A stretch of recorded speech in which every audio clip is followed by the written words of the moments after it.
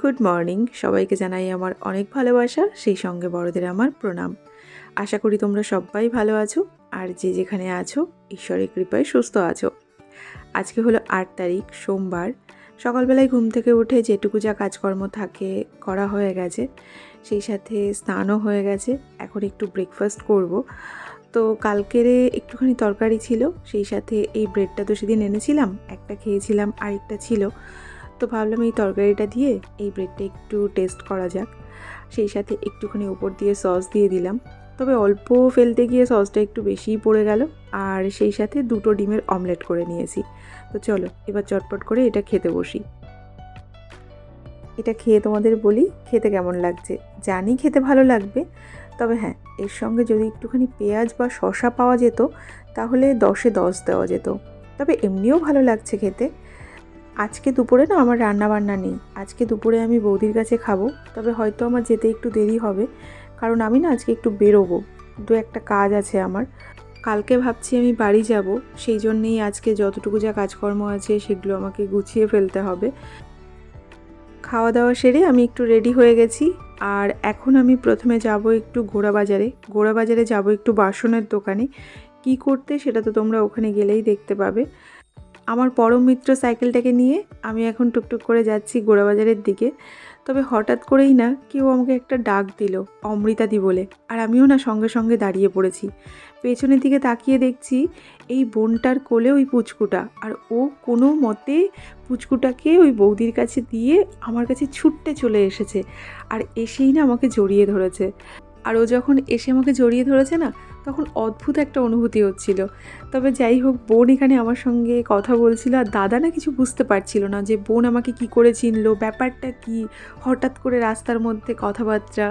তো দাদা বৌদিকে জিজ্ঞেস করছিল ব্যাপারটা। তো বৌদি মনে হয় দাদাকে বলল যে আমি ব্লগ করি, বোন আমার ব্লগ দেখে, আর সেখান থেকেই ভালোবাসা। তবে হ্যাঁ, যখন বোন আমার কাছে এসেছিল দৌড়ে, তখন কিন্তু আমি ক্যাপচার করিনি, কারণ অনেকেই থাকে যে ক্যামেরার সামনে আসতে চায় না। তো অবশ্যই দাদার কাছ থেকে, বোনের কাছ থেকে পারমিশন নিয়ে তারপর আমি ভিডিওটা করেছি। তবে জানো তো, সকাল সকাল ওর ভালোবাসা আর উৎসাহ দেখে না আমার ভেতরে এত কান্না পাচ্ছিল, বলতে পারো খানিকটা আনন্দে কান্না পাচ্ছিল, যে কোনো মানুষ আমাকে এতটা ভালোবাসতে পারে। সত্যি সকালবেলায় বোন আমাকে অনেক খুশি করে দিয়েছে। সেই সাথে দাদা বৌদিও কিন্তু ভীষণ ভালো ছিল। ওনারা কিন্তু আমাকে নিজে থেকে পারমিশন দিয়েছে যে ভিডিও করতে পারো। ওনাদের পুচকুটা যেহেতু 2 মাস বয়স, তো ভিডিও করব কি করব না সেটাও আমার জিজ্ঞেস করা একটা কর্তব্য ছিল। তো ওনারা সেটাও বলেছেন হ্যাঁ তুমি করতে পারো। তো এটা আমার ভালোও লেগেছে। তো এখন আমি ওনাদের সঙ্গে কথাবার্তা বলে চলে এসেছি একটু গোড়াবাজারের দিকে। গোড়াবাজারে এসেও ঘটে গেছে আর এক কাণ্ড। এখানে একটা দিদিভাই আমার সঙ্গে দেখা করতে চাইছে অনেক দিন থেকে।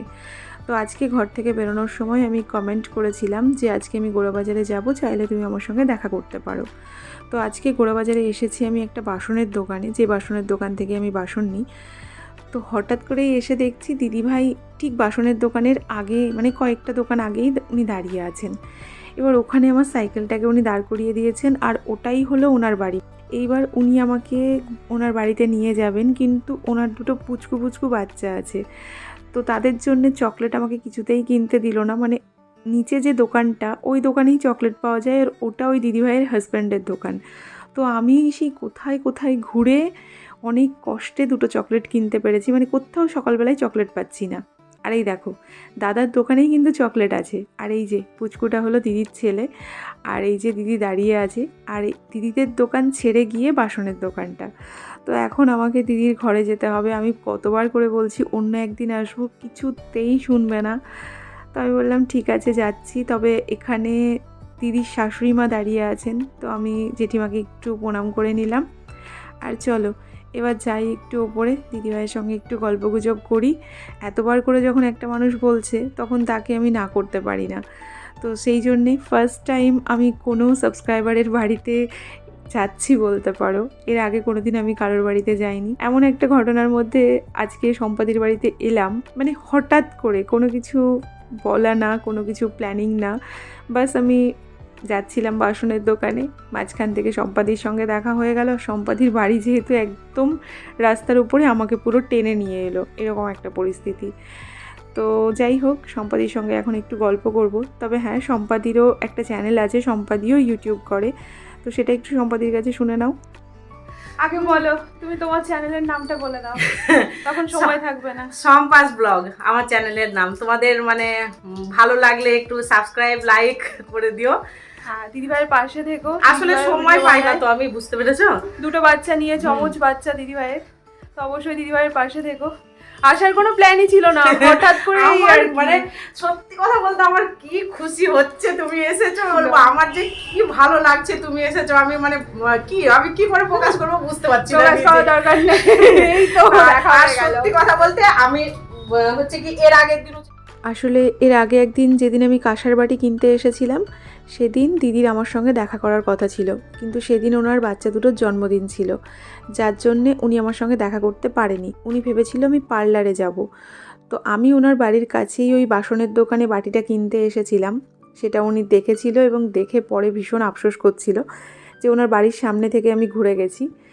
তো যাই হোক, আজকে দেখা হয়ে গেল। তবে দিদির সঙ্গে সঙ্গে দিদির শাশুড়ি মাও ভীষণ ভালো মানুষ। দিদি আমার সঙ্গে কথা বলছে, তো পুচকুটা একটু বিরক্ত হচ্ছিল।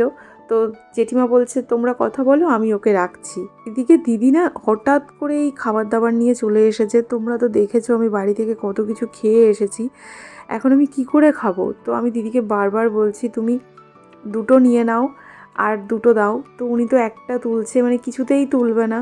অনেক রিকোয়েস্ট করার পর, বলার পর উনি একটা পুরি তুললো। আমি বললাম একটা মিষ্টি কমিয়ে দাও, কিছুতেই শুনলো না। তবে দিদির পুচকুটা ভালো ছিল, ওই কালাকাতটা খেয়ে আমাকে অনেকটা সাহায্য করেছে। তো খাওয়া দাওয়া তো করেছি এবং সেই সাথে অনেক গল্পও করেছি আর অনেকক্ষণ সময় কাটিয়েছি। কখন যে সময় চলে গেছে বুঝতেই পারিনি। এখানে প্রায় 1টা বেজে গেছে। তবে দিদির ছেলেটার সঙ্গে দেখা হলেও না মেয়েটার সঙ্গে দেখা হয়নি, মেয়েটা নাচ শিখতে গেছে। তো যাই হোক, চলো এখন আমি বেরোবো। তবে সম্পাদির বাড়িতে এসে বেশ কয়েকটা জিনিস আমার ভালো লেগেছে। সম্পাদির হাজব্যান্ড মানে দাদা, সম্পাদির শাশুড়ি মা ভীষণ সাপোর্ট করে সম্পাদিকে। সেই সাথে সম্পাদির ঘরবাড়ি এত সুন্দর পরিপাটি করে গোছানো, দেখে মনেই হবে না বাড়িতে দুটো বাচ্চা আছে। তো দাদাকে দিদিকে এখন টাটা করে বেরোনোর পালা। তো দিদির বাড়িটা ছেড়ে ওই যে বাসনের দোকানটা দেখা যাচ্ছে, এর পরের বাসনের দোকানটাতেই আমি চলে এসেছি। তো এখান থেকে এই বাটিগুলো নিয়ে গেছিলাম না, এই বাটিগুলোতে একটু নাম লেখানো ছিল। তো এই যে বড় বাটি দুটো আমি নিয়েছি, এই দুটো নিয়েছি আমি রুশু আর আয়ুষের জন্য। আর যে দুটো বাটি আর কাঁসরটা নিয়েছিলাম ওটা আমার নিজের জন্যে। তো সেই জন্যে সেগুলোতে আমি নিজের নাম লিখিয়ে নিয়েছি। আর তারপরে চলে এসেছি একটা ওষুধের দোকানে। ওষুধের দোকান থেকে খুব বেশি কিছু আমার নেওয়ার নেই, একটা লিপ বাম নেব শুধু, যেটা আমি ব্যবহার করি। কিন্তু এত ভিড় দেখে কোন দিক দিয়ে যে বলবো সেটাই বুঝতে পারছি না। তো এখন পেছনে দাঁড়িয়ে অপেক্ষা করছি, আর হঠাৎ করেই না দেখছি কেউ আমাকে অমৃতাদি বলে ডাকলো। পেছন ঘুরে তাকাতেই দেখি খানিকটা দূর গিয়ে একটা টুকটুক দাঁড়িয়ে পড়লো, আর টুকটুক থেকে দৌড়ে আমার এই বোনটা চলে এলো। ওকে দেখে যে আমি কি খুশি হয়েছি সেটা আমি ভাষায় ব্যক্ত করতে পারবো না গো। অনেক দিন আগে একদিন ওর সঙ্গে দেখা হয়েছিল আর আজ দেখা হলো। হ্যাঁ, ও আমার ইউটিউব ফ্যামিলিরই মেম্বার। জানো তো, ও আমার ভিডিও দেখে আমাকে ভালোবেসেছে আর আমি ওর কমেন্ট পড়ে ওকে ভালোবেসেছি।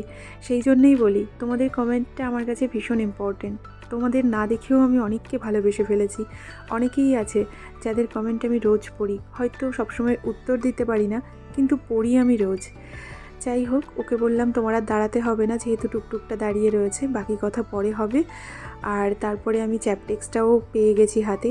তো চ্যাপটেক্সটা নিয়ে আমি চলে এসেছি একটা বইয়ের দোকানে, সেখান থেকে ছড়ার বই কিনে নিয়েছি। আর এখন চকলেটের দোকান থেকে 2-1টা চকলেট কিনে ঘরে চলে এসেছি। বৌদির ঘরে যেতে একটু দেরি হবে সেটা আগেই বুঝতে পেরেছিলাম, তবে এতটা দেরি হবে ভাবতে পারিনি। তাড়াতাড়ি করে ব্যাগ থেকে জিনিসপত্রগুলো নামিয়ে রাখলাম, মানে যেগুলো দরকার নেই সেগুলো নামিয়ে রাখলাম। ভেবেছিলাম বাটি দুটো একটু সুন্দর করে গিফট প্যাক করে নিয়ে যাব, কিন্তু তার আর সময় হলো না, কারণ ওদিকে আবার বৌদি না আমার জন্য না খেয়ে বসে আছে। তো আরও কিছু কাজকর্ম ছিল আমার, সেগুলো না করেই ঘরে চলে এসেছি। বাকি কাজকর্ম বিকালের দিকে করা যাবে। চলো এখন চটপট করে বৌদির ঘরে যাই। আমি চলে এসেছি বৌদির ঘরে, আর দরজাটা আমার মাই খুলে দিল। এদিকে রান্নাঘরে এসে দেখছি বৌদি এক গাদা বাসন ধুচ্ছে। না না, বৌদি আমাকে রেখে খেয়ে নেয়নি, রুশু আয়ুষ দাদার খাওয়া হয়ে গেছে। তবে এসে 1 মিনিট দাঁড়াতে পারলাম না, তার আগেই বলছে চলো ছন্দা খাবার দিই। তো আমি বললাম তুমি ধীরে সুস্থে বাসনগুলো ধাও, খাবার দাবার একটু পরে খাচ্ছি, কারণ ওই দিদির বাড়ি থেকে খেয়ে এসেছি, আমার পেটটা পুরো ভারী হয়ে আছে। একটা তোমার, একটা বুনুর, কোনটা কার জানি না, নাম লেখা আছে। পছন্দ কিনা দেখো। বাটি আবার ভেতরে চকলেট। কোনটা কার একটু নামটা পড়ে দেখো, নিচে নাম লেখা আছে। হ্যাঁ, আমি তো জন্মদিনে আসতে পেরেছি বলো, আমি যখন চলে যাবো এটা থাকবে, অন্য কিছু দিলে কি থাকতো? ইয়েস, তাহলে আন্দাজেই আমি যার যারটা তার হাতেই দিয়েছি। দেখো পরে নিচ্ছি, আমি পরে নিচ্ছি বাবা। থ্যাংক ইউ, থ্যাংক ইউ মা। এই চকলেটটা আমি এনেছি দাদার জন্যে। দাদা ডার্ক চকলেট খেতে ভীষণ পছন্দ করে, তবে আমার দিতে যেতে ভীষণ লজ্জা লাগছিল, তাই প্রথমে আয়ুষকে বললাম, পরে অবশ্য আমি দিয়ে এসেছি, তবে সেটা আর ক্যাপচার করিনি। আর এই গিফটটা বৌদি আমাকে দিল আমার জন্মদিন উপলক্ষে, আর আমি রুশু আয়ুষকে বাটি দুটো দিলাম ওদের জন্মদিন উপলক্ষে। রুশুর জন্মদিন ছিল 26শে অক্টোবর, তো সেই সময় আমি বাড়িতে ছিলাম, আসা হয়নি। রুশুর ভীষণ মন খারাপ হয়ে গেছিলো, তো সেই জন্য ভাবলাম ওদেরকে এমন কিছু গিফট দিই যেটা সারা জীবন ওদের সঙ্গে থাকবে, আর যখনই ওরা ওটা ব্যবহার করবে আমার কথা মনে পড়বে।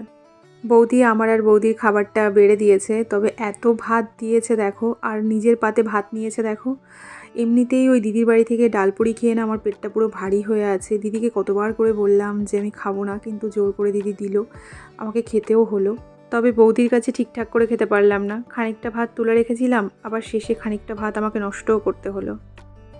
এখন বাজে ওই 3:30 মতো, বাকি কাজকর্ম সারতে বেরিয়েছি। ভীষণই ঘুম পাচ্ছিল বৌদির ঘরে বসে বসে, দেখলাম না বেরিয়ে পড়ি, নাহলে কাজগুলো সারা হবে না।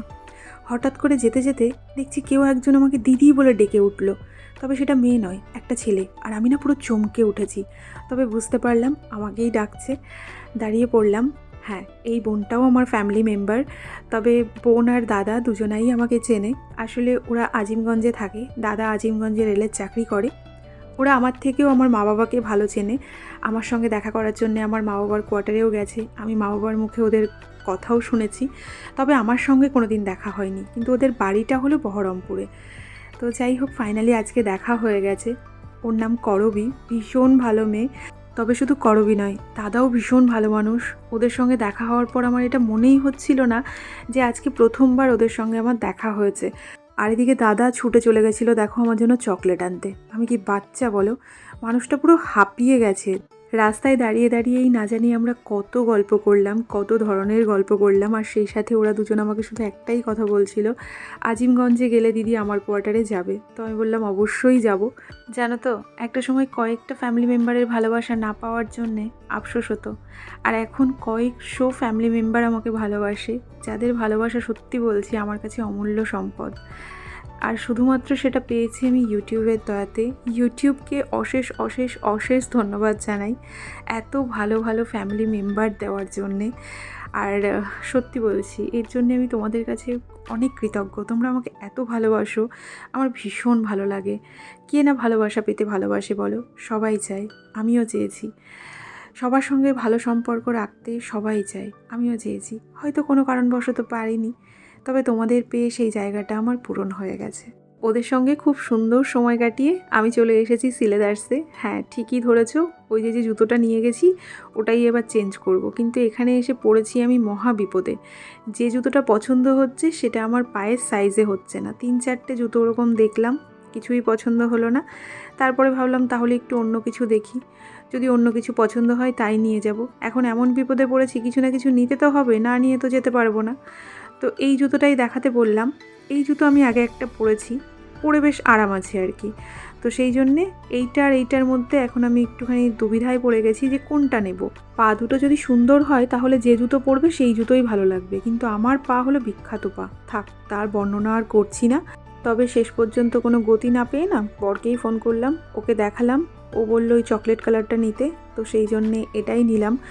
আর তারপরে আমি চলে এসেছি একটু নেহাতে। কয়েকটা কুর্তি নিয়েছিলাম না, সেগুলোই একটু সেলাই করতে দেওয়া ছিল, সেগুলোকেই একটু নিয়ে নিলাম। আর তারপরে একটা প্লাস্টিকের দোকানে এসে না এই দুটো ঝুড়ি আর এই দুটো সস রাখার বোতল নিয়ে নিলাম। মোটামুটি যতটুকু যা কাজকর্ম ছিল এক প্রকার সম্পন্ন হলো। আর এখন চলে এসেছি ঘরে এসে ব্যাগটা রেখে না আমি সোজা চলে এসেছি ছাদে জামাকাপড়টা আজকে তুলে রেখে যাওয়া হয়নি, তো সেই জন্যেই তুলতে চলে এসেছি। তবে আজকে না শরীরটা বেশ একটু খারাপ করছে, ওই সকাল থেকে খাওয়া দাওয়ার একটু অনিয়ম হয়েছে, তো কেমন যেন করছে। তো দুপুরবেলায় না এই দুটো জিনিস নিয়ে যেতে ভুলে গেছিলাম। এই ক্লিপটা বৌদির জন্য কিনেছি আর ওই ব্যাগটা না রুশুর জন্যে। তো এই দুটো জিনিস নিয়ে আমি আবার সোজা চলে এসেছি বৌদির ঘরে। আসলে আরও দু একটা জিনিস বৌদির ঘর থেকে আমার নেওয়ার আছে। বৌদি যে গ্লাসের সেটটা দিয়েছিল সেটা রেখে গেছি, সেই সাথে জেঠিমা না আমার জন্য একটা চাল কুমড়ো পাঠিয়েছে। তো সেই চাল কুমড়োটাও নেওয়া হয়নি, বললাম বৌদিকে যে রাত্রে আসবো তখন নিয়ে যাব। বৌদি এদিকে আমাকে একটু চা বানিয়ে দিয়েছে আর আমি বৌদিকে বললাম আমাকে 1 মুঠ শুকনো মুড়ি দাও। 1 মুঠের পরিবর্তে 1 বাটি দিয়েছে, বলো কাণ্ড। তো যাই হোক, এখন বৌদিকে বৌদির ক্লিপটা একটু দিয়ে দেবো। আর ক্লিপটা না বৌদির বেশ পছন্দ হয়েছে, মানে কালারটা খুব পছন্দ হয়েছে ওনার। সেই সাথে সবাই মিলে এখন একটু গল্পগুজব করছি, কিন্তু ওই আর কি সারাক্ষণ ঢং করতেই থাকে, টাক পড়ে গেলাম টাক পড়ে গেলাম। আমি তো কিছু বলিই না জানো তো, আমার তো সামনের চুল সবই উঠে গেল, বলে কি হবে বলো তো। অত চিন্তা করলে যে কটা আছে সে কটাও থাকবে না। এখন সবারই চুল উঠছে, চুল ওঠার সমস্যা, কিছু করার নেই। জানো তো, বৌদির ঘরে আসলে বেশিরভাগ সময়টা আমি আমার ভাইজির সঙ্গেই কাটাই। ভাইপোর সঙ্গে সময় কাটাই, তবে সেটা কম তুলনামূলকভাবে। তো আমার ভাইজি আমাকে সব কথা বলে, কিন্তু মাঝে মধ্যে আমার ভাইপোও আমাকে কিছু কথা বলে।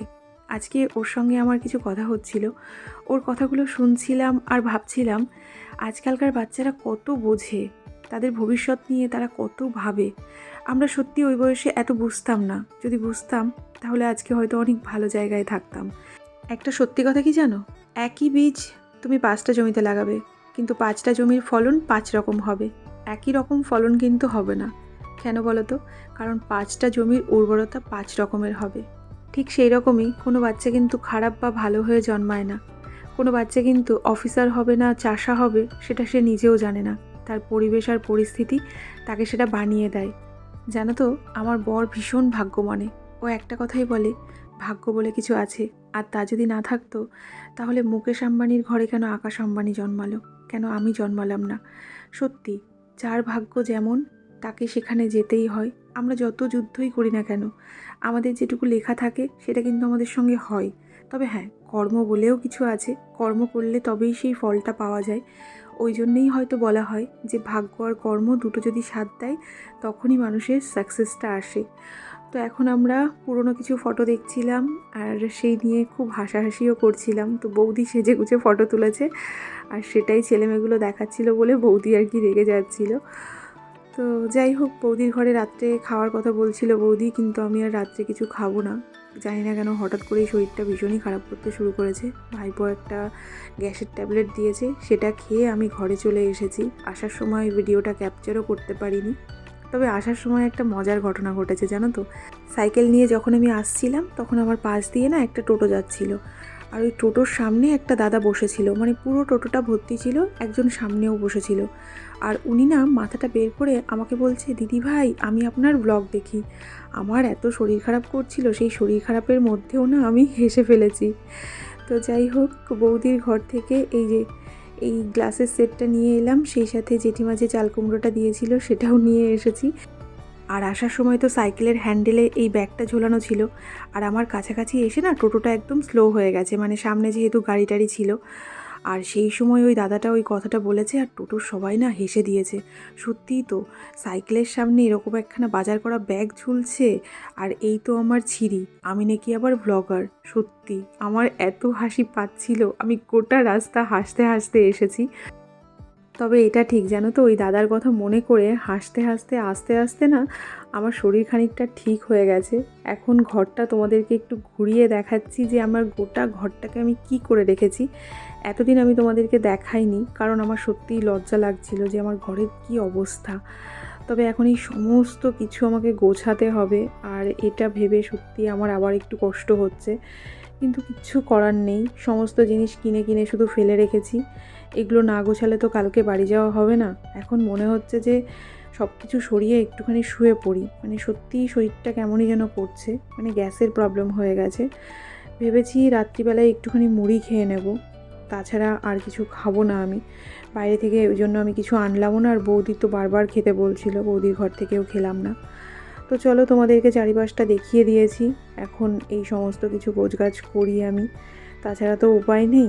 তো কি করব, কোথা থেকে শুরু করব সত্যি আমি বুঝতে পারছি না। তো ভাবলাম দূর, সমস্ত কিছু আগে খুলে নিই, তারপর দেখছি। আর এখনও না সেই কেমন সারাদিন ধরে আমার কেমন ঢেক উঠে যাচ্ছে, মানে মনে হচ্ছে আমার হজম হয়নি।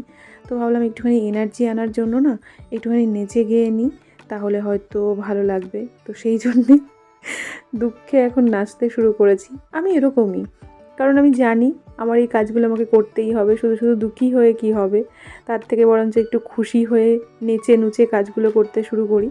তবে ভাগ্যিস ওষুধটা বৌদির ঘর থেকে খেয়েছিলাম, তাই হয়তো আমি কাজগুলো করার মতন একটু পরিস্থিতিতে আছি। যদি ওষুধ না খেয়ে আসতাম তাহলে আমি সত্যিই কাজ করতে পারতাম না।